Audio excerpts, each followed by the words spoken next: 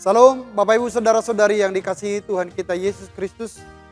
Firman Tuhan yang mengawali kita dalam pekerjaan kita sepanjang satu minggu ini diambil dari Ibrani pasal 13 ayat 9a. Demikian. Janganlah kamu disesatkan oleh berbagai-bagai ajaran asing. Saudara-saudari, sesat artinya keliru atau menyimpang dari jalan yang benar. Maka ketika orang tersesat itu artinya dia tidak pada jalan yang benar. Atau dia keliru dari rule yang sudah ditentukan. Jika hari ini kita diingatkan supaya kamu jangan disesatkan oleh ajaran-ajaran. Itu artinya berarti ada ajaran-ajaran yang berusaha membuat kita keliru untuk tidak percaya kepada kebenaran dan anugerah dari Yesus itu. Sejak dari dahulu memang iblis berusaha untuk menyesatkan kehidupan umat manusia. Sangat jelas dalam ingatan kita bagaimana Adam dan Hawa disesatkan oleh iblis.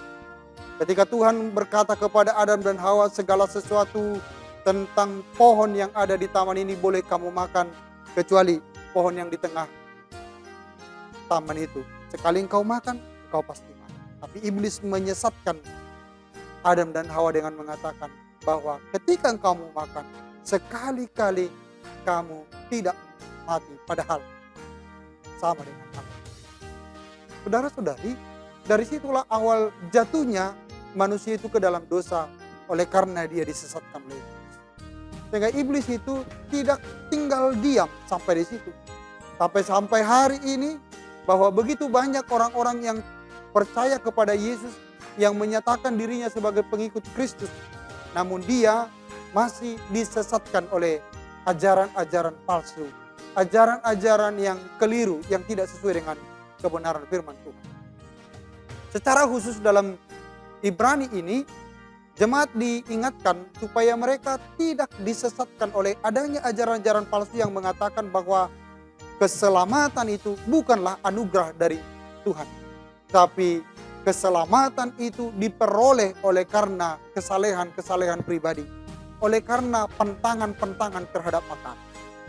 Itu sebabnya penulis Ibrani mengingatkan supaya engkau tidak disesatkan oleh ajaran-ajaran itu. Jika saudara-saudari Bapak Ibu misalnya memiliki pantangan tentang makan, maka pertanyaannya, apakah dengan memantangkan sesuatu makanan ataupun minuman, maka Anda menjadi masuk surga? Jawabnya tidak. Sebab kerajaan Allah bukan persoalan makanan dan minuman, tetapi soal kebenaran dan keadilan. Maka jika ada anggapan-anggapan ataupun renungan-renungan, bahkan khotbah-khotbah yang mengatakan tidak makan ini, tidak makan itu, tidak minum ini, tidak minum itu, maka hidupmu menjadi salah. Sebenarnya bukan. Tapi kesalehan itu, perbuatan baik itu lahir dari respon kita kepada anugerah penyelamatan dari Tuhan itu sendiri. Jadi setiap kita diselamatkan bukan karena perbuatan baik. Tapi setiap kita diselamatkan karena anugerah pengampunan dari Allah itu sendiri. Sebagaimana Yesus mau memberikan hidupnya untuk menjadi tebusan bagi kita. Namun respon kita terhadap anugerah pengampunan, anugerah keselamatan yang diberikan oleh Yesus itu, maka kita berusaha untuk melakukan perbuatan-perbuatan baik setiap hari, setiap waktu dalam kehidupan. Karena itu, jangan mau disesatkan oleh ajaran-ajaran manapun. Sebab engkau sudah diselamatkan, kehidupan kita telah ditebus oleh Kristus bukan karena kehebatan kita, bukan karena kita sudah baik, melainkan memang keselamatan itu adalah pemberian secara cuma-cuma.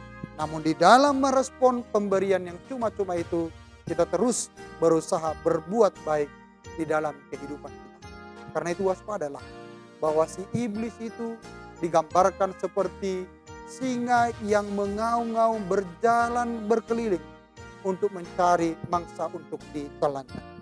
Maka dalam setiap detik kehidupan kita, sambil menunggu tentang kedatangan Kristus yang kedua kali, kita menjaga diri, kita waspada supaya kita tidak disesatkan oleh ajaran-ajaran manapun.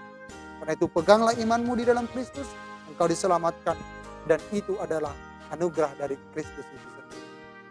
Amin.